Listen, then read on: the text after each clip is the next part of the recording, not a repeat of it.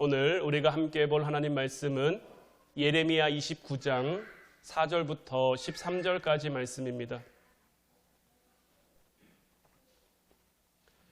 예레미야 29장 4절부터 13절까지 말씀 제가 여러분들에게 봉독해 드리도록 하겠습니다. 만군의 여호와 이스라엘의 하나님께서 예루살렘에서 바벨론으로 사로잡혀가게 한 모든 포로에게 이와 같이 말씀하시니라. 너희는 집을 짓고 거기에 살며 텃밭을 만들고 그 열매를 먹으라. 아내를 맞이하여 자녀를 낳으며 너희 아들이 아내를 맞이하며 너희 딸이 남편을 맞아 그들로 자녀를 낳게 하여 너희가 거기에서 번성하고 줄어들지 아니하게 하라. 너희는 내가 사로잡혀 가게 한 그 성읍의 평안을 구하고 그를 위하여 여호와께 기도하라. 이는 그 성읍이 평안함으로 너희도 평안할 것임이라. 만군의 여호와 이스라엘의 하나님께서 이와 같이 말하노라. 너희 중에 있는 선지자들에게와 점쟁이에게 미혹되지 말며 너희가 꾼 꿈도 고지 듣고 믿지 말라. 내가 그들을 보내지 아니하였어도 그들이 내 이름으로 거짓을 예언함이라. 여호와의 말씀이니라. 여호와께서 이와 같이 말씀하시니라. 바벨론에서 70년이 차면 내가 너희를 돌보고 나의 선한 말을 너희에게 성취하여 너희를 이곳으로 돌아오게 하리라. 여호와의 말씀이니라. 너희를 향한 나의 생각을 내가 아나니 평안이요 재앙이 아니니라. 너희에게 미래와 희망을 주는 것이니라. 너희가 내게 부르짖으며 내게 와서 기도하면 내가 너희들의 기도를 들을 것이요 너희가 온 마음으로 나를 구하면 나를 찾을 것이요 나를 만나리라. 아멘. 오늘 이 시간에는 크고 은밀한 일을 보여주신다는 말씀 제목 가지고 여러분들과 함께 은혜 나눌 때에 하나님의 크신 사랑이 여러분들 가운데 충만히 임하기를 주님의 이름으로 축원해 드립니다. 여러분들 이런 이야기 들어본 적 있으실 거예요. 어떤 사람이 냉동 창고에 들어가서 작업을 하다가 그 냉동 창고에서 나오려는데 냉동 창고 문이 고장나서 문이 열리지가 않는 거죠. 밖에 있던 직원들은 다 퇴근하고 집으로 가서 아무리 문을 두드리고 아무리 소리를 쳐도 밖에서 문을 열어줄 수 있는 사람이 아무도 없는 거죠.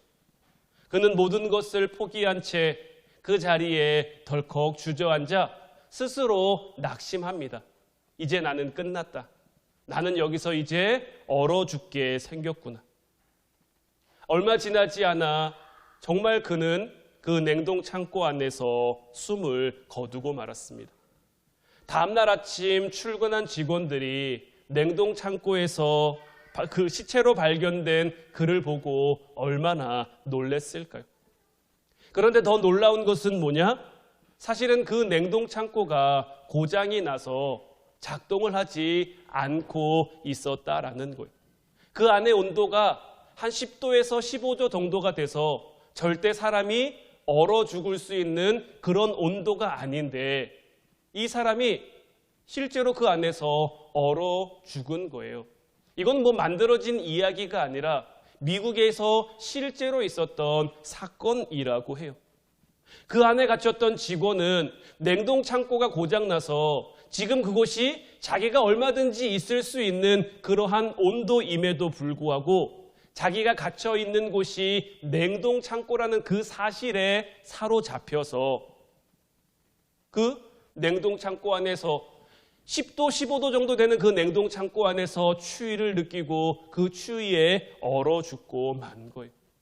이 사람을 죽인 것은 실제 추위가 아니라 그 사람이 가지고 있던 부정적인 생각들이었던 거죠. 우리 인생이 고난 속에 들어가게 되면 무엇보다 중요한 것이 뭐냐? 우리의 생각과 우리의 마음을 지키는 거예요.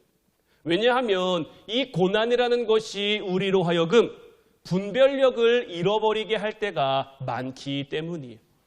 특별히 우리 그리스도인들은 견디기 힘든 아픔의 순간, 고난의 시간들을 지날 때 항상 자기를 향한 하나님의 뜻이 무엇인지, 하나님의 계획이 어디에 있는지를 알고 싶어하고 궁금해합니다. 그런데 참 이상한 것은 자기가 힘들 때 하나님의 뜻을 떠올리면 대체적으로 부정적으로 생각할 때가 많다라는 거예요. 내가 무슨 죄를 지어서 이렇게 됐을까? 내가 뭘 잘못을 해서 이렇게 됐을까? 내가 뭔가 실수해서 하나님이 더 이상 나에게 관심이 없으시고 하나님이 내 기도를 들으시지 않는 것 아닐까? 이렇게 생각하는 경우가 많다라는 거죠. 아니면 반대로 너무 긍정적으로 여길 때도 있는 거죠. 이 아픔은 금방 지나갈 거다. 이 고난의 때는 금방 지나갈 거고 다 해결될 거고 모든 것이 좋아질 거고 모든 것이 괜찮아질 거고 금방 그렇게 될 것이라고 너무 지나치게 긍정적으로 생각하는 그러한 경우도 많이 있는 거죠. 그런데 이러한 경우의 문제는 뭡니까? 하나님이 금방 해결해 주시면 좋은데 하나님이 금방 해결해 주시지 않으면 금방 시험에 들기 좋은 생각인 거죠. 이렇듯 우리의 마음은 고난의 때를 지날 때, 아픔의 순간들을 지날 때 어떻게든 빨리 그곳에서 벗어나고 그곳에서 탈출하는 것에 있지만 하나님의 마음은 그렇지 않다라는 거예요. 하나님은 우리가 겪고 있는 이 고난의 시간들을 통해, 이 아픔의 시간들을 통해 우리가 배워야 할 것들을 배우고 우리가 깨달아야 할 것들을 깨달아 우리가 성장할 수 있도록 하는데 하나님의 마음이 있다라는 거예요. 그렇기에 우리는 고난의 순간을 지날 때, 아픔의 때를 지날 때 너무 조급하게 너무 긍정적인 그런 것으로 모든 것을 덮어버리려고 해도 안 되고요. 아니면 너무 부정적으로 모든 것 가운데 난 안 되나 봐, 난 할 수 없나 봐 절망해버리는 것도 안 되는 거죠. 우리는 더 깊이 기도하며 더 열심히 기도하며 하나님의 뜻, 우리를 향한 하나님의 뜻이 무엇인지를 분별할 수 있어야 하는 거예요. 오늘 우리가 함께 본 말씀의 주인공은 예레미야죠. 예레미야. 이 예레미야 선지자는 이사야 선지자보다 한 100년 정도 늦게 태어난 그러한 선지자예요. 제사장 가문에서 태어났기에 많은 교육을 받았던 굉장히 똑똑하고 굉장히 뛰어난 사람이었고 이 예레미야에게 10대 후반에 하나님의 부르심에 임했고 그때로부터 하나님의 사역을 감당했는데 우리가 흔히 예레미야 하면 눈물의 선지자라고 많이 부릅니다. 통곡의 선지자라고 많이 부르는데 왜 그런 이름이 붙었냐면 그로 하여금 하나님은 이스라엘의 멸망, 북이스라엘과 남유다의 멸망을 예언했고 그의 예언대로 실제로 그렇게 됐고 그러한 예언을 하는 가운데 예레미야가 참 많이 마음 아파하며 참 많이 눈물 흘렸기 때문에 눈물의 선지자, 통곡의 선지자라고 불리는 거죠. 이 예레미야가 선지자가 사역하던 이 40년이라는 세월은 그의 조국이었던 남유다의 국군이 급속히 기울어지기 시작했고 결국은 바벨론에게 멸망을 당했고 수많은 사람들이 포로로 끌려가는 굉장히 암울한 시대였어요. 그는 이 패역한 유다 백성들을 향해 장차 다가올 하나님의 진노, 하나님의 심판을 계속해서 예언했는데 이 예레미야 선지자의 예언을 들을 이스라엘 백성들이 예레미야 선지자의 말을 귀담아 듣는 것이 아니라 굉장히 좀 거슬리는 말로 듣고 쓸데없는 말로 들으면서 예레미야를 핍박하기도 하고 심지어는 예레미야를 구덩이 감옥에 던지기까지 했어요. 그러나 이 예레미야 선지자의 예언대로 하나님의 심판은 정확하게 임했고 주전 586년 그의 조국 남유다는 바벨론에 의해 멸망을 당했고 수많은 유대인이 죽음을 당하고 수많은 사람들이 포로로 끌려갔어요. 오늘 말씀은 이 남유다가 아직은 멸망하기 전이에요. 아직은 멸망하기 전이지만 이미 바벨론의 침공으로 인해서 많은 사람들이 바벨론의 포로로 잡혀가게 됐는데 그 포로로 잡혀간 이들에게 보내는 편지 형식의 글인 거예요. 오늘 본문 11절부터 13절까지 말씀을 다시 보면 여호와의 말씀이니라 너희를 향한 나의 생각을 내가 아나니 평안이요 재앙이 아니니라 너희에게 미래와 희망을 주는 것이니라 너희가 내게 부르짖으며 내게 와서 기도하면 내가 너희들의 기도를 들을 것이요 너희가 온 마음으로 나를 구하면 나를 찾을 것이요 나를 만나리라. 포로로 잡혀간 이 남유다 백성들에게 보내는 편지인데, 이 포로로 잡혀간 이들 가운데는 우리가 잘 아는 다니엘과 다니엘의 세 친구도 포함이 되어 있어요. 그들에게 보낸 편지의 일부분인데, 포로로 잡혀간 이 이스라엘 백성들의 마음이 어땠을까요? 아직 나라는 망하지 않았지만 자기들은 지금 바벨론의 포로로 잡혀와 있단 말이에요.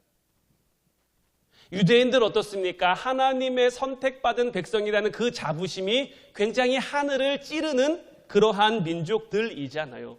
그런 하나님의 택함받은 이 땅 가운데 가장 뛰어난 민족이라고 스스로 자부하는 그들이 바벨론의 포로로 잡혀가서 노예 생활을 하게 됐을 때 그 마음이 얼마나 수치스럽고 그 마음이 얼마나 절망스러웠을까요? 하지만 그들 안에 어떤 마음이 있었느냐? 아직 나라가 망하지 않았고 아직 예루살렘 성전이 무너지지 않았기 때문에 어떻게든 하나님의 역사, 극적인 하나님의 반전이 나타나서 자기들이 고국으로 돌아갈 수 있을 것이라는 그 신락 같은 소망, 그 신락 같은 희망을 품고 있었단 말이에요. 그런데 참 희한한 건요, 지금도 그렇지만 그때도 어떤 사람들이 있느냐? 그런 힘들어하는 사람들의 심리를 교묘하게 이용하는 사람들이 있는 거예요. 오늘날도 보면 보이스피싱이 굉장히 기승이죠.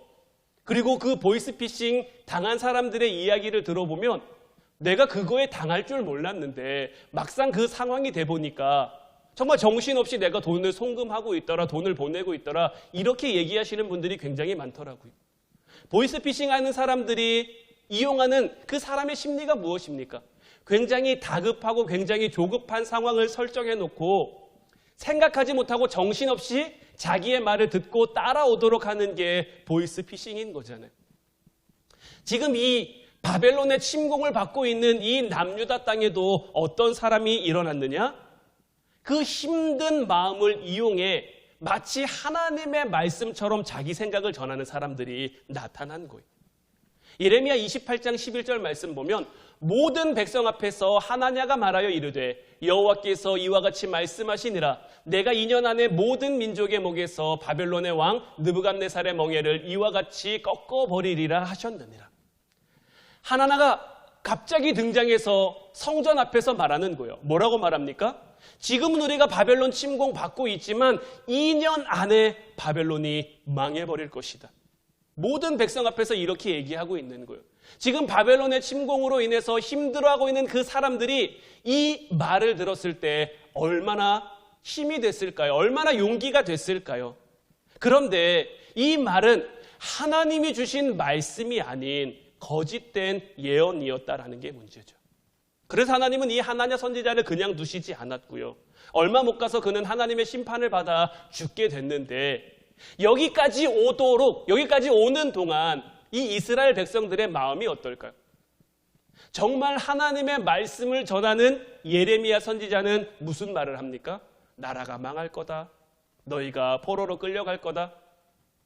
현실적으로는 그럴 것 같긴 한데 그 마음속에 품고 있는 하나님 백성이라는 그 소망이 있잖아요. 그 소망의 끈을, 그러니까 자기들이 살아온 삶의 모습은 생각하지 않고 자기들이 살아가는 삶의 방법은 생각하지 않고 그냥 막연하게 우리는 하나님의 백성, 하나님이 지키실 거야, 하나님이 인도하실 거야, 이것만 생각하고 그 신락 같은 끈을 놓지 못하고 있는 거고, 이때를 이용해서 나타난 이 하나냐 선지자는 어떤 사람이었냐면 사람들의 인기를 얻고 싶은 사람이었어요. 사람들의 영광을 차지하고 싶은 사람이었어요. 그러니까 그들이 지금 듣고 싶은 말이 무엇인지를 알고 그 말을 그들에게 던져주는 거죠. 하나님의 말씀인 것처럼 잘 꾸미고 포장해서. 이뿐만이 아닙니다. 오늘 보면 8절 9절 말씀을 보면 만군의 여호와 이스라엘의 하나님께서 이와 같이 말하노라. 너희 중에 있는 선지자들에게와 점쟁이에게 미혹되지 말며 너희가 꾼 꿈도 고지 듣고 믿지 말라. 내가 그들을 보내지 아니하였어도 그들이 내 이름으로 거짓을 예언함이라. 여호와의 말씀이니라. 남유다 땅에서도 하나냐 같은 거짓 선지자들이 일어나서 가짜 뉴스를 전하고 있는데 포로로 잡혀온 그들 중에도 이와 같은 사람들이 있는 거예요. 그 사람들이 하나님의 말씀인 것처럼 내가 꿈을 꿨는데 하나님이 나에게 이런 걸 보여주시지 뭐야 하면서 굉장히 소망 있는 것처럼, 굉장히 희망 있는 것처럼 그들에게 전해주고, 그냥 전해준 걸로 끝나는 게 아니라 그것을 이용해서 돈을 버는 사람들이 생겨나기 시작한 거죠. 그러니까 말 그대로 사기치는 사기꾼들이 그들 가운데 굉장히 성행했다라는 거예요. 그래서 하나님이 예레미야를 통해서 분명하게 말씀하고 계신 거예요. 너희 중에 있는 선지자들에게와 점쟁이에게 미혹되지 마라. 너희가 꾼 꿈도 고지 듣고 믿지 마라. 내가 그들을 보내지 않았다. 내가 내 이름으로 그들에게 말하지 않았다. 그럼에도 불구하고 그들은 하나님의 이름을 이용하고 있는 거죠. 우리의 삶 가운데도 얼마든지 나타날 수 있는 일이 되는 거예요. 우리도 우리의 삶 가운데 힘들 때, 어려울 때 무엇이든 붙잡고 싶잖아요. 우리에게 소망이 되는 것, 우리에게 희망이 되는 것. 그런데 이때 주의해야 될 것은 뭐냐면 마귀가 거짓 그런 진리를 가지고 우리의 판단력을 흐리게 할 수 있다는 거예요.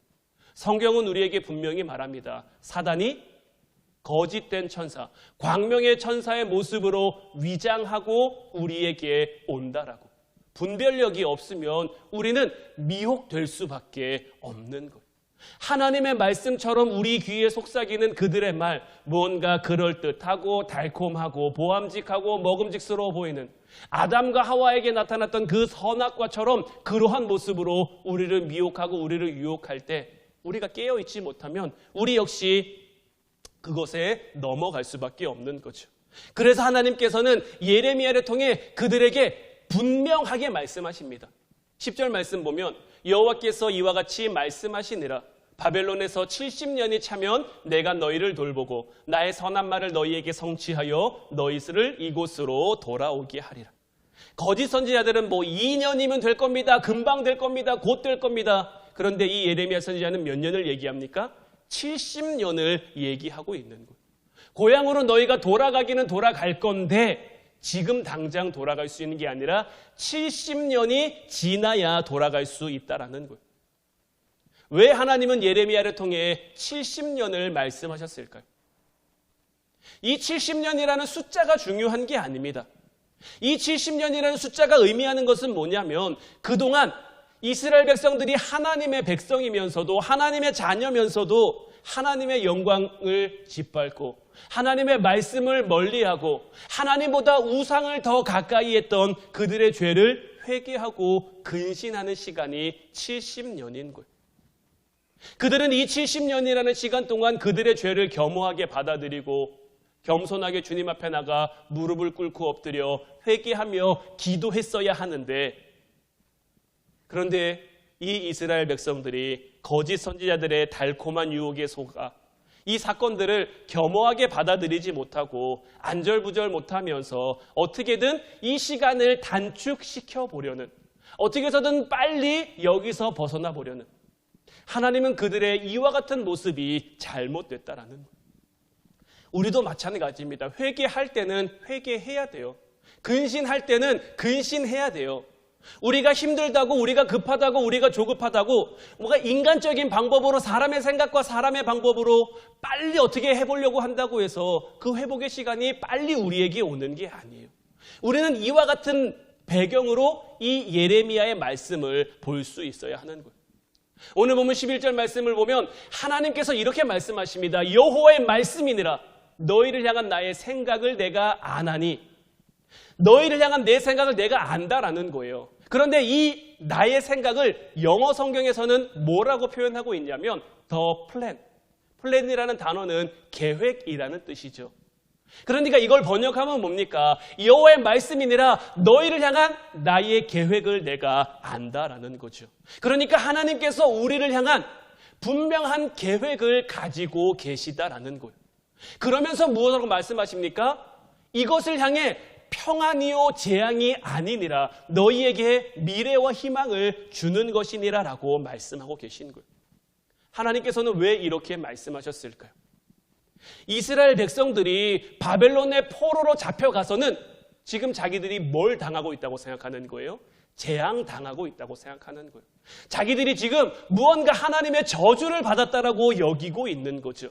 그러니까 이 재앙과 저주 가운데 한시라도 빨리 벗어나고 싶고 어떻게 해서든 빠르게 이 문제가 해결됐으면 좋겠고 자기 고국으로 돌아가는 것만이 하나님의 은혜가 자기들에게 임하고 하나님의 사랑이 다시 회복되는 거라고 여기고 있는 거다라는 거죠. 고난이 주는 영적인 의미를 모르는 사람들은 고난에서 빨리 빠져나가는 그러한 조급한 마음만 갖게 돼요. 그러니까 그 약한 그 마음을 이용해 파고드는 거짓에 더 쉽게 미혹될 수밖에 없는 거죠. 오늘날 많은 이단들이 기승을 부립니다. 그런데 그 이단에 넘어간 사람들을 보면 다 무언가 말씀에 대한 갈급함이 있는 사람들이 많아요. 무언가 말씀을 더 알고 싶고 더 배우고 싶은데 뭔가 해결되지 않는 그 마음을 이단들이 교묘히 이용한 것이고 교묘히 파고든 것이고 그들은 그들 가운데 넘어간 거예요. 마귀는 자꾸 우리의 마음을 어떻게 만드느냐, 빨리빨리 말씀을 들어도 빨리빨리 응답이 와도 빨리빨리 기도를 하면 빨리빨리 해결되고 문제가 빨리빨리 해결되고 뭔가 인스턴트처럼 스피드하게 우리를 몰아붙이는 거죠. 하나님은 하나님의 뜻이 우리에게 이루어질 때까지 우리로 하여금 인내할 것을 말씀하셨는데 마귀는 이 인내의 시간을 자꾸 없애버리는 거예요. 오늘날은 이 참고 기다리는 것이 더 많이 사라졌죠. 요즘 젊은 청년들이나 청소년들이 유튜브나 이런 것들을 보면서 그로 인해 나타나는 현상들이 뭐냐면 뭔가 과정을 밟아가는 것을 잘 못하게 된다라는 거예요. 요즘 유튜브나 이런 것들을 보면 하이라이트만 담고 있는 그런 짤 방송들이 굉장히 많다라고요. 그러니까 핵심만 보는 거예요. 그러니까 영화나 드라마, 우리가 고전 명작이라고 하는 영화들 보면 막 3시간, 4시간짜리 굉장히 많잖아요.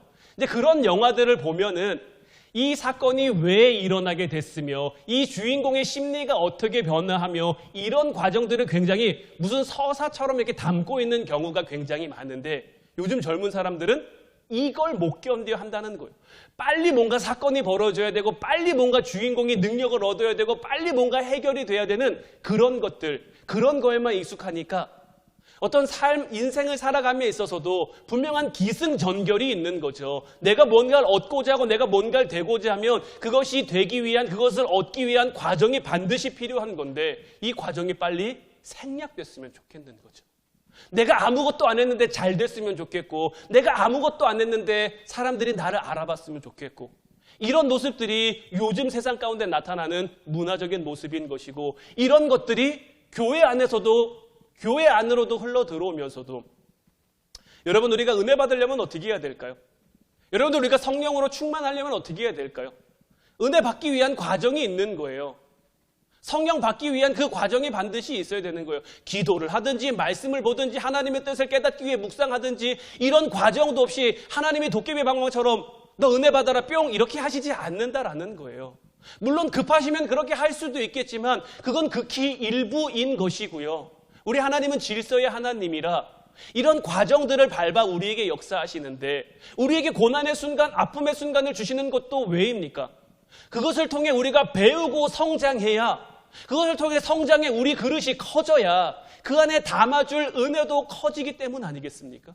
그런데 내 그릇이 크지 않은데 큰 은혜, 큰 축복, 큰 사랑만 부르짖으면 하나님이 우리에게 어떻게 주실 수 있겠습니까?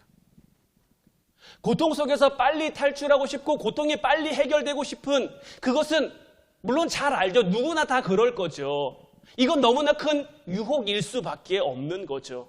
그런데 그것을 향한 하나님의 뜻이 분명히 있음을 우리가 깨달아야 하는 거예요. 그 고통의 광야 속에서 우리를 새롭게 하시는 하나님이 이스라엘 백성들을 출애굽시키시고 그들을 광야에서 40년 동안 뺑뺑이 돌리세요. 가나안 목전까지 갔어요. 이제 곧 가나안에 들어갈 수 있는 그곳까지 갔는데 하나님은 그들이 아직 준비가 안 돼 있으니까 그들이 그 땅을 차지할 만한 그런 자격을 갖추지 못하니까 40년이라는 시간 동안 그들을 돌리면서 그들로 하여금 배우게 하는 거예요. 하나님의 뜻이 무엇인지, 하나님의 방법이 무엇인지 그것을 배우게 하고 훈련시켜서, 그래서 요단강을 건너게 하시고 그래서 요단강을 무너뜨리게 하시잖아요. 우리를 향해서도 마찬가지라는 거죠. 우리가 지금 고통의 광야를 지나고 있다면, 우리가 아픔의 순간들을 지나고 있다면 이 과정들을 통해서 하나님이 우리에게 배우게 하시는 것을 우리가 빨리 배워야 하는 거예요. 여러분들 빨리 벗어나고 싶으시면 빨리 배우면 되는 거예요. 빨리 해결하고 싶으면 빨리 깨달으면 되는 거예요. 이것이 해결되고 이것이 깨달아지면 하나님이 우리를 그 다음 단계, 그 다음 스텝으로 넘겨주시는 거죠. 우리가 그 과정을 겪으면서 낮아지고 깨져지고 부서져서 우리가 우상으로 세워놓고 있던, 우리가 하나님보다 더 의지하고 더 붙잡고 있던 것들을 철저하게 내려놓고 철저하게 버리고 하나님 앞에 거룩해지고 하나님 앞에 정결해질 수 있어야 하는 거죠. 이런 회개와 결단의 시간들이 하나님과의 관계를 온전하게 회복하게 하는 것이고, 다시금 거룩한 나라를 이룩할 하나님의 군대로, 하나님의 일꾼으로, 하나님의 사람으로 우리를 우뚝 서게 하는 거죠. 여러분들, 하나님은 결코 우리를 버리시는 분이 아니세요. 하나님은 결코 우리를 외면하는 분이 아니세요. 우리가 어떤 처지, 어떤 상황, 어떤 환경 가운데 있더라도, 우리가 아무리 더러운 죄 가운데 있다고 할지라도 하나님은 우리를 버리는 분이 아니시다라는 거예요. 이스라엘 백성들을 보세요. 비록 자기들의 죄로 인해, 자기들의 잘못으로 인해 그 징계를 받게 된 거예요. 자기들이 하나님 버리고 자기들이 하나님 떠나고 그들이 우상을 섬기고 그러한 일들로 말미암아 그 징계를 받게 됐음에도 불구하고 하나님은 지금 그들에게 미래와 희망과 소망을 주고 계신 거예요. 지금 여러분들은 어떤 곳에 계십니까? 지금 여러분들은 어디를 지나가고 계십니까? 지금 여러분들이 있는 그곳에서 하나님의 은혜를 발견할 수 있기를 주님의 이름으로 축원해 드립니다. 지금 여러분들이 지나고 있는 그곳이 하나님의 뜻이 이루어질 곳이며 하나님의 뜻이 임할 곳이며, 그곳에서 여러분들이 하나님의 뜻과 하나님의 계획을 깨닫는다면 정말 하나님 주시는 그 미래, 하나님 주시는 그 희망, 하나님 주시는 소망이 여러분들 가운데 충만해져서 그것 바라보니 이 땅에서의 삶이 늘 기쁨과 감사로 충만할 수 있게 되는 거죠.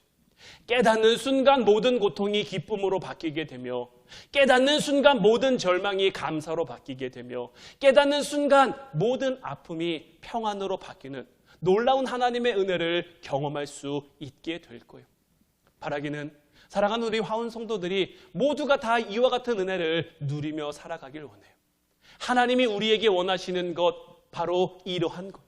오늘 말씀 제목 크고 은밀한 일을 보여주신다인데, 정말 여러분들이 하나님의 은혜 가운데 하나님의 뜻을 깨달아 지금 내가 어디에 있느냐가 중요한 게 아니라, 지금 내가 어떤 상황에 있느냐가 중요한 게 아니라, 그곳에서 하나님이 보여주시는 크고 은밀한 일을 보는 여러분들 되시기를 주님의 이름으로 축원해 드려요. 그걸 보는 순간 정말 새로운 세상이 열릴 거예요. 우리가 지난 시간 말씀 나눴었죠. 엘리사의 사환이 그 하나님의 군대를 보는 순간 아마 그는 정말 새로운 세상을 보게 됐을 거예요. 지금까지 경험하지 못한 그 새로운 세계를 보게 될 거예요. 근데 하나님께서 그에게만이 아니라 저와 여러분들에게도 보여주시길 원하시고, 우리가 보길 원하시고, 우리가 그것을 보며 살아가기를 원하신다라는 거죠. 이와 같은 정말 하나님이 보여주시는 것을 보며 누리며 그 가운데 하나님 주시는 은혜와 축복 누리며 살아가는 저와 여러분들 되시기를 주님의 이름으로 축원해 드립니다. 기도하겠습니다.